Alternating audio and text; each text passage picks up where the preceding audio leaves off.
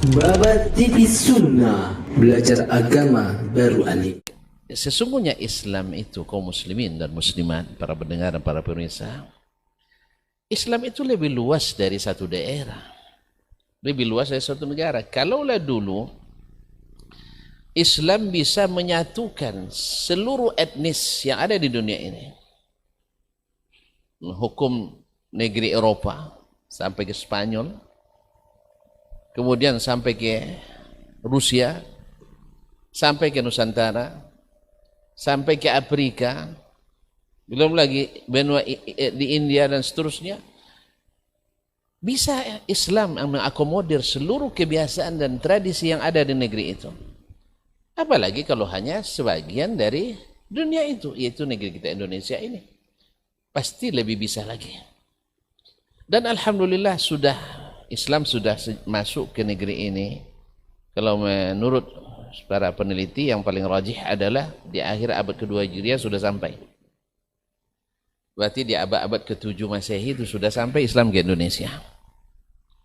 Alhamdulillah tidak pernah orang mempertentangkan antara budaya kearifan lokal dengan Islam.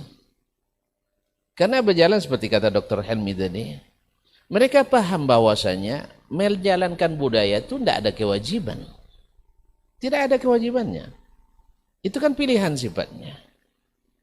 Ya pilihan orang Ocu, ya kita tinggal di Kampar, dia melaksanakan budaya Ocu dia. Tapi kalau dia tinggal di Jambi, tentu dia tidak ikut lagi budaya. Dia bukan orang Jambi dia. Kalau dia pergi ke Bali nanti, orang Bali melakukan suatu tradisi yang menurut agama mereka, apakah kita yang asal dari Kampar ini juga pergi ke sana ikut tradisi Bali pula? Tidak ada kewajibannya. Dalam undang-undang tidak ada, peraturan pemerintah tidak ada, undang-undang dasar apalagi. Jadi sebenarnya hanya dulu, kalau kita kaji lagi kronologinya, orang-orang jahiliyah dulu ketika Nabi berdakwah, salah satu yang paling dikhawatirkannya itu juga. Nanti kalau agama Muhammad ini sallallahu alaihi wasallam diterima, habis seluruh tradisi kita.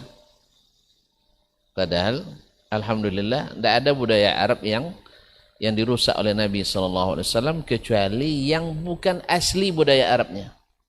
Berhala mana ada orang Arabnya berberhala sebelumnya? Kecuali setelah dibisikkan oleh iblis, syaitan kepada mereka. Mana ada budaya Arab sebelumnya ketika Nabi Ibrahim misalnya datang, bahwa mereka itu menyembah atau pergi berdoa ke kuburan-kuburan untuk minta ke orang di kuburan, enggak ada. Lalu setelah jauh dari itu mereka mulai minta kepada orang-orang soleh tersebut, lalu dibuatkan patung. Enggak ada budaya aslinya. Nah itu yang ingin diperbaiki oleh Nabi Sallallahu Alaihi Wasallam. Jadi sebab itu tadi sudah jelaskan oleh beliau bahwa tidak ada aturan yang mewajibkan kita menjalankan seluruh budaya. Tidak ada aturannya. Yang ada aturannya seluruh warga negara Republik Indonesia wajib menjalankan agama. Makanya orang yang tidak beragama ilegal tinggal di negeri ini.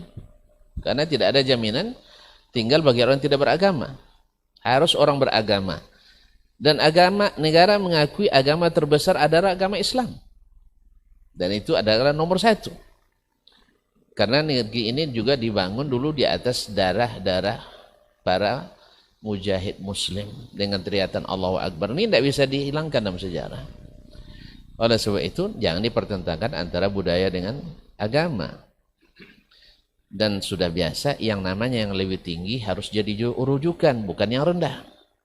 Mana lebih tinggi budaya daripada agama? Tentu semua orang beragama paham agama itu menentukan bahagia dunia akhirat. Budaya belum tentu. Ya, kemudian agama dijamin oleh negara. Kalau budaya, ya tergantung kepada kebiasaan masing-masing. Budaya itu kan berkembang terus dia, berkembang terus. Apa yang hari ini belum jadi budaya, besok jadi budaya dia. Nah, apakah kita harus ikuti seperti itu? Maka tidak.